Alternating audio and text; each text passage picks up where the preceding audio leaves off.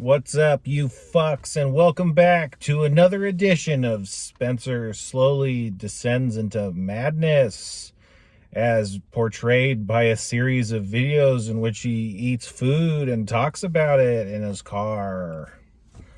I'm your host, Beans McKenzie, and coming up on the show is something a little bit different. I don't know what's going on, you guys. Losing my damn mind. It's not your fault. I mean, maybe it is. Let's not rule that out. But went to a food truck, and I was like, why don't I do a video on that? I was like, maybe I could do a video, take video of the food truck and walk up to the food truck and be like, rah, rah, rah. But I was like, I don't want to do all that. Anyway, the food truck was a smash burger location, and smash burgers don't age super well. So let's just crack it open. I don't know. It looks like a burger. What the fuck do you expect? I mean, it's a smash burger. It's honestly thicker than the smash burgers I like. It doesn't quite have the char that I would expect it to have. But you know, who knows? Maybe it's good.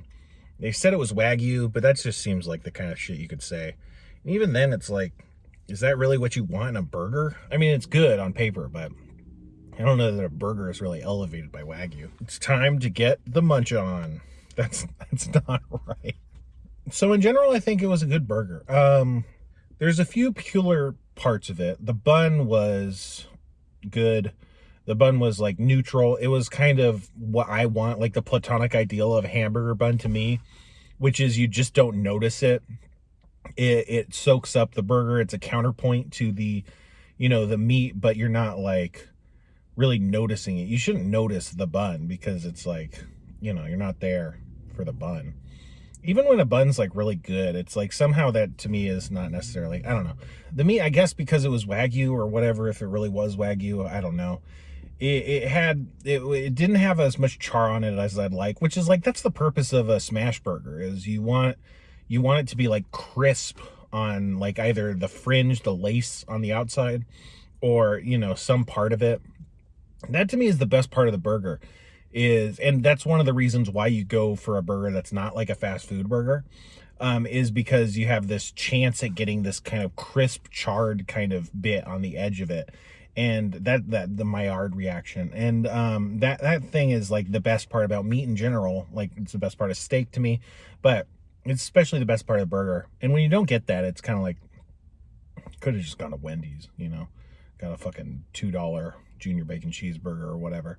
And so it had that problem. And then the arugula was interesting. Like, normally I'd say arugula belongs on more of like a pub style burger or a steakhouse burger or something, but it worked pretty well. Has this, mild peppery quality and this herbaceous quality that's very different from lettuce. It's not just kind of like this kind of cooling, crisp texture.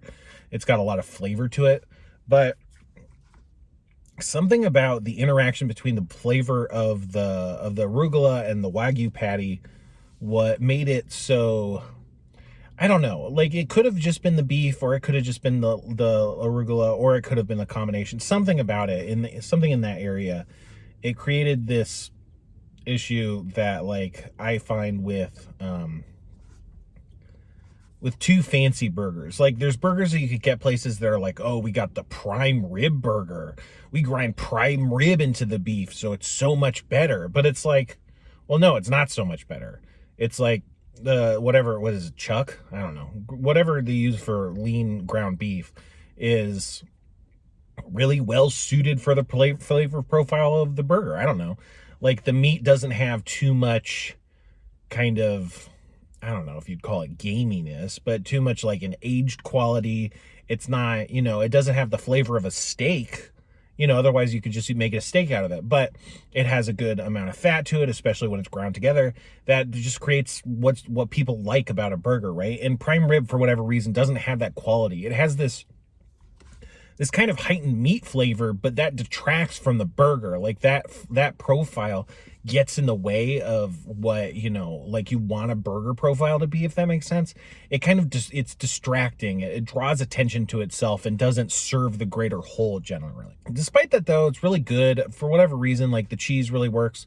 Maybe it's just like smash burgers work really well with cheese in a way that they kind of blend together, and you know, you get the kind of fattiness that covers for, you know, maybe the imperfections in this heightened burger patty. The pickles were good. They used like diced onions as opposed to like sliced, you know, rings of onion. And that's not my preference, but that still worked really well. There are these big chunks of onions, so that was nice. And yeah, I don't know. They got fries too. Look at these fries. They look like McDonald's fries. You see that? The fries are good too. They have this, I don't know, maybe it's the oil. They have this strange quality to them. It feels very homemade in a bad way. I don't think it's lack of preservatives, but I feel like I'm missing, like, I kind of wish it had preservatives in it or something. There's something kind of manufactured that you're not tasting here. In the absence of it, it's like, man, kind of want that. I don't know. Hard to explain. The potatoes have maybe a bit milder flavor than what you normally get in a French fry.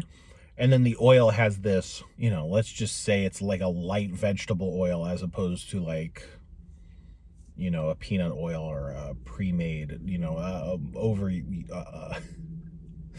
an under changed deep fat fryer kind of oil or something. You know, there's something clean about the oil that kind of makes the fries a little timid or something. Weird way to talk about it, I know.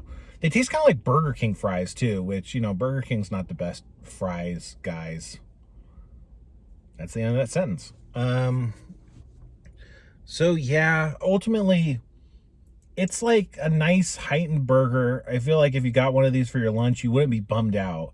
But my takeaway, and you know, I'm a weird fucking fast food freak, so who knows. But when I'm eating it, I'm kind of like, I kind of would have rather just got like a Whopper or something. Like the fucking ghost pepper spicy Whopper. That shit's amazing. Like, I think, you know, I think this is undeniably better than that, but I think I would prefer to get like the ghost pepper Whopper, I guess. Or, you know, like 4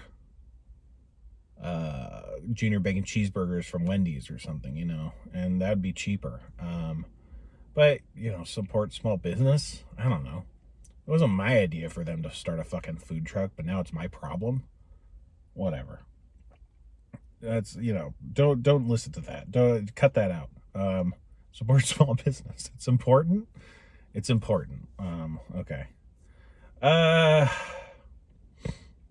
don't know. Hard to go higher than 3 forks. So I won't. Now get the fuck out of here.